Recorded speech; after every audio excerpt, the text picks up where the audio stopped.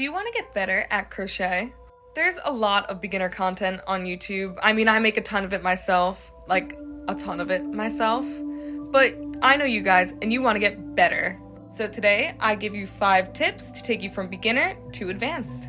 Tip 1, flashy stitches. Understanding flashier stitches will show your expertise and begin to differentiate you from other designers. Listed in the video, there's a few quick little steps on how I do these flashier stitches. This top in particular I actually have a video on if you would like to check that out. But as you learn to do these more advanced stitching types, you'll end up learning how to do more freeform crocheting. Freeform is when you leave some patterns and end up doing some things yourselves. But to be freeform ready, you first need to understand some flashier stitches, so today I'm going to be teaching you one. This is how to make a front post, back post, double crochet, single crochet, or whatever you feel like doing. This variant here is going to be the double crochet because I think it's the easiest to teach. Start with a slip knot and chaining however long you want this piece to be, depending on what you're making, and then you'll make a double crochet. However long your chain length is the exact amount that you want your double crochets to be. At the end of this row, you're going to chain 2, and then turn your work the same way you normally would. This is where the front posting and back posting actually takes place. It is simply a double crochet, but rather than going into the stitch hole like you normally would, you're instead going to go around the double crochet in the previous row. For the front post, you're going to go directly behind it, pull it through, and finish your double crochet as normal. I actually recommend always grouping them by 2 because it makes the pattern stick out a little bit more. So again, go behind and through like that, and then complete your double crochet. The opposite of a front post is a back post, which you're doing the exact same thing, but going behind it this time. So as you can see, I'm pushing through and then going behind the stitch, pulling through and finishing my double crochet normally. I personally think the back stitch is a little bit more tricky and it takes a little bit more finessing, but once you get good at it, you will just be able to do it without even thinking. You'll continue this pattern of 2 front posting and 2 back posting until you're done with your row. And once you're done, you'll have this cute little design here. Tip 2, hemming your projects. Adding a hem doesn't just make it more comfortable, but it'll make anything you have a little bit more professional looking. The first one of these is a hemmed collar using the front post and back post double crochets I just taught you. I also do a second type, which I'll be showing you in a minute, which is this little ribbed hem sleeve. Let's learn the half double crochet vertical ribbing technique. This little thing I have here will be our mock sleeve, just because it's easier than building a whole sweater. Once you're at the end of your sleeve, you're going to chain 1 and cut your yarn, just the same way you would finish any project. To make this style of hem, we'll actually be making it separately and then sewing it on afterwards. That being said, you'll start with a slip knot and then chain the desired length. For most people, that ends up being about the wrist to the knuckle. Once you've made that chain, you're going to want to put 1 half double crochet into each and every one of those stitches. This will be the foundation no matter how many chains you use. For your next row, you'll chain 1 and then you'll be half double crocheting into the back of each stitch. Not into the hole, but into the back section of the stitch. By doing this, you'll create that ribbed effect that you saw in the clip prior to this. This is another technique that takes a little getting used to, but once you really get the hang of it, it'll be just as simple as a normal half double crochet. When you're done, sew it onto your sweater. Tip 3, understanding yarn weights. I think this tip is the most skipped over one there is, but once you understand how to use hooks and yarn, it'll really improve your work. To read a yarn label, as many of you probably know, there'll be a little symbol on the back that shows a number and the weight of the yarn. The higher the number, the thicker the yarn is, so something like a 4 here would be a medium weight. The yarn itself should be about the same length as the hook you're using, so for example, a weight 4 uses a 4 to 6 millimeter sized hook, and it'll line up well with those. Another ball of yarn like this might not have that label, so what do you do in that situation? I want you to mostly ignore any recommended hook size, and rather just compare the yarn itself to other sizes that you already have, so you can find a hook that fits it right. This one here is a little bit smaller than the weight 4 yarn we just looked at, so I'd probably classify this as a 3. As it's a lighter weight yarn, we're going to need a smaller hook, maybe a 3 to 5, to really get the best use. Both high and low weight yarns are really good for different types of projects. I recommend just choosing the one to best fit your own aesthetics.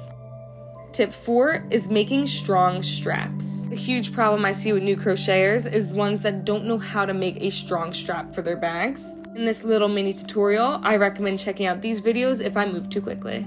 So let's learn. Right here, I have a very tiny deconstructed bag that I'm going to show you how to make the strap for. The first step is to make the strap itself. I recommend using half double crochets and not making it thicker than 3 rows. Also keep in mind, I would use the same color, but I'm using white here just to show you how to do this. Make sure that your insides are facing the out, and now you're going to get started by chaining 1. After you do a chain 1, you're going to want to reinsert it into your strap, and then to wherever on the bag that you want your strap to start. So for example, if you're using a square bag, that starting corner is where you're going to want to insert this hook. Since I'm just doing a little circle here, I'm just inserting it into any because it doesn't really matter. Once my hook is inserted, I'm going to yarn over and pull through both of these so that way it just ends up with 2 loops on the hook, then single crocheting it. You're going to now want to do these single crochets all the way across your bag and make sure you weave in your ends as you go so that way you don't have to tuck them in later. I also recommend that if you're doing a square bag, to allot for that when you're making the strap and give yourself maybe 2 more extra stitches. That'll help you add more room to your corners and not have anything bunch up on itself. Once you're at the end of your row, you're going to chain 1 and cut your yarn because we don't want these pieces connected to each other entirely. Your second panel will be attached separately. Start by lining up the second panel, again keeping track of where the inside and outsides of it will be, and adjacent to where you did your last little stitch is where you're going to start this next row. You can mark it with whatever feels the most comfortable for you. We're going to be going back to it after we create our slip knot. The only difference in attaching this panel and the other one is how you start them. After you've made your slip knot, you're going to want to remove your hook and reattach it with the slip knot at the end of it. We're adding it this way because it'll end up lining up the project a little bit better and nothing will twist up on itself. To attach your slip knot, you're going to be pushing it onto your hook and then pulling it through both panels, making a chain and effectively having a little slip stitch.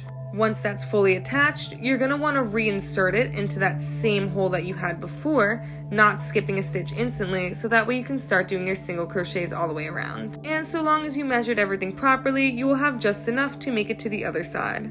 Once you're there, you're going to want to line up the strap that's remaining and flatten it out so it doesn't get all twisty. Connecting this with single crochets, adding 2 for every row that you made. For example, I have 1 row, so I'm adding 3 single crochets. Since this is horizontal, it's hard to just find the rows themselves, so don't worry too much about that part. Just make sure that you end up in that stitch where you started and back through your strap so that way nothing pulls on itself.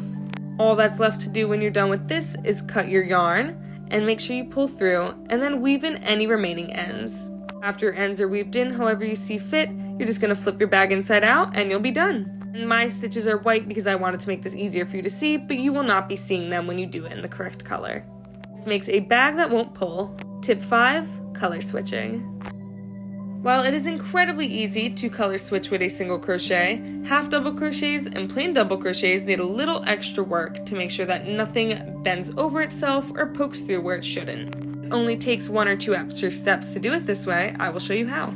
Starting with the single crochet, this is by far the easiest. You would just single crochet as normal and then choose which stitch you want your color switch to be in. You don't need to stop early, you just go up to that stitch that you want and then you'll push your hook through. After you've pushed through that stitch, you're just going to want to grab your second color without making a slip knot, pull it through both of those pieces. If you make a slip knot, which I guess you technically could do, it's going to create a lot of extra yarn tails that you don't want. It's much easier to do as I'm doing here and pull it straight through like so. You'll then have these 2 loops on your hook where you want to pull it again through both of those and you'll end up with a nice finish. Your job here is to make sure you're pulling on both of those yarn tails as you weave them in, so that way you don't have to do anything later with the darning needle. I am a big darning needle hater, which you would know if you watched some of my videos, so I think that this sort of method of just weaving in your ends as you go is so much easier. Next is half double crochets, which is where we start to get a little bit different. The key premise here is that as you're making your half double crochet, that's when you'll be switching instead of before. Also important to know that you need to start this before you start your color switch. So for example, if you wanted your color stitch in stitch 3, you'd want to start switching colors in stitch 2. Start with a normal half double crochet and insert your hook and pull through for the first time. With 3 loops remaining on your hook, that's when you're going to want to take out your second color and pull it through the rest of them. Do not make a slip knot. Again, you just want to pull it straight through to minimize any of the residual tails of yarn that you'll have. And once you've pulled it through all 3, you're just going to half double crochet as normal, again making sure to pull your yarn taut and then weaving in the ends as you go. Now there's absolutely no difference. Double crochets are extremely similar to half double crochets, but just in a different spot. The premise is exactly the same though, where you'll be doing it in the middle of your stitch rather than before, and also again, you need to start this in the stitch prior to where you want your color change. Start by yarning over and inserting your hook into the stitch.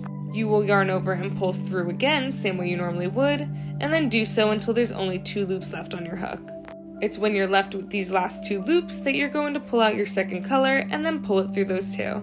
Once you're done with that, you'll continue double crocheting normally, pulling all of the yarn tails taut, and then making sure that you just go to the end of the row. Once again, this will create a super clean look with no differences between the colors. As you practice, you'll see your pieces start to look more and more like these. I hope this video puts you on the right track, and I want you guys to know that if this helped you, please leave a like and subscribe. I make new videos every Tuesday, and I post on Instagram and Depop. Thank you all so much for watching. Bye-bye!